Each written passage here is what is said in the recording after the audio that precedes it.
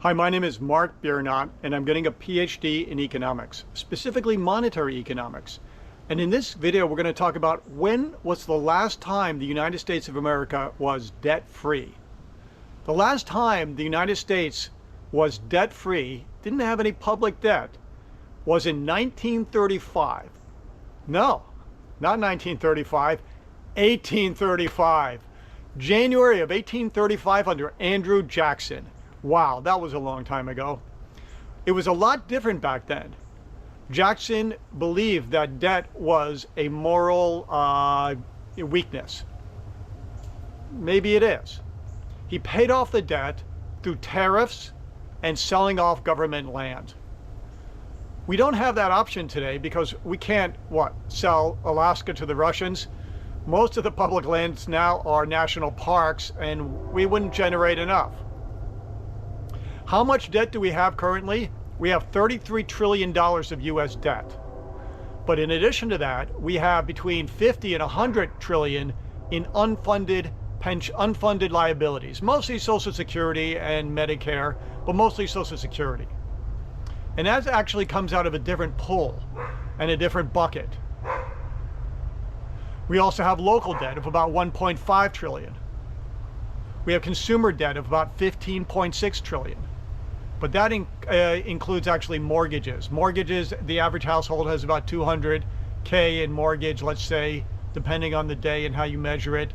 And it has about 27K in student loans, credit card loans, real consumer debt, revolving credit, car loans, etc., medical bills, etc. So there's a point to this. What is the point? It seems like we can't get rid of debt. The debt-free America only lasted until 1837, the Panic of 1837. And some people say it was because of the austerity of monetary policy. I would tend to disagree, but that's another question, that's another idea. So how are we going to get rid of the debt? What can we do? If you ask me, I'm fairly fiscally frugal, let's say. In fact, personally, I don't have any debt. I have a little bit of a mortgage. But I went to school in Poland specifically so I could pay cash. It's a little bit different in price, so I don't have student loans. I don't believe in credit cards. They're the worst. I use them, to pay bills and then pay it off at the end of the month. And I'll buy a used car. I don't know if I've ever owned a new car, truthfully. And I'll fix the cars that I have. So debt is not a great thing, but how does the U.S. get rid of its debt? It's a good question. The answer is I don't know if it ever can. Because it's easy to spend other people's money.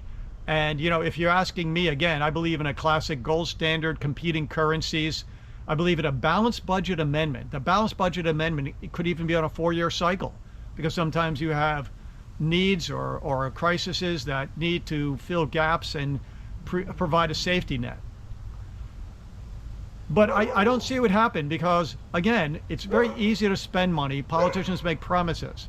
So the last time was in the 1800s under a different time. And what is the effect of debt is obvious. It's a drag and an anchor on growth. The number one country with the highest debt to GDP is Japan. Then you have Italy, Greece, Portugal, these countries. So Mediterranean countries. But the good news is, here's some good news. You don't want to go back to 1800s. You don't want to go back to 1835. Why? Because it was a hard life then. Why? Because they didn't have the technology that we have. So the moral of the story is technology, no matter how much we mess up the fiscal and monetary policy. And again, don't point fingers and say, oh no, you're weak.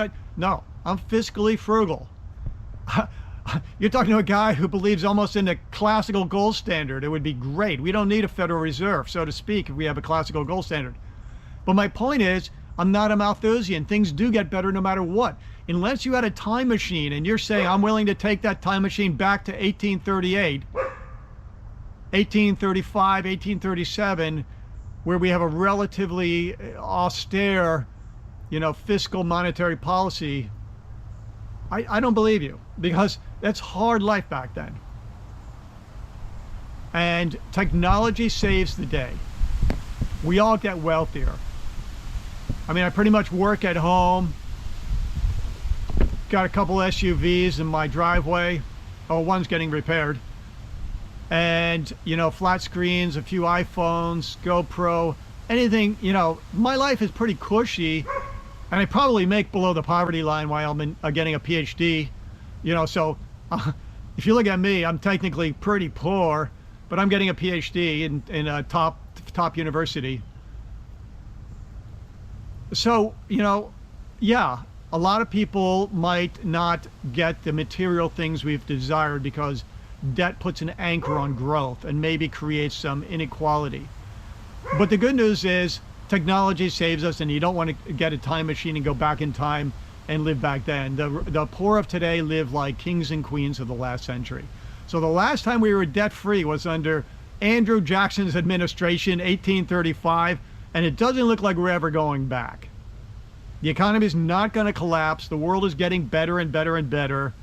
It's just a different type of situation in life we have today, and you have to process that. 1835, maybe I would go back truthfully for romantic, nostalgic reasons.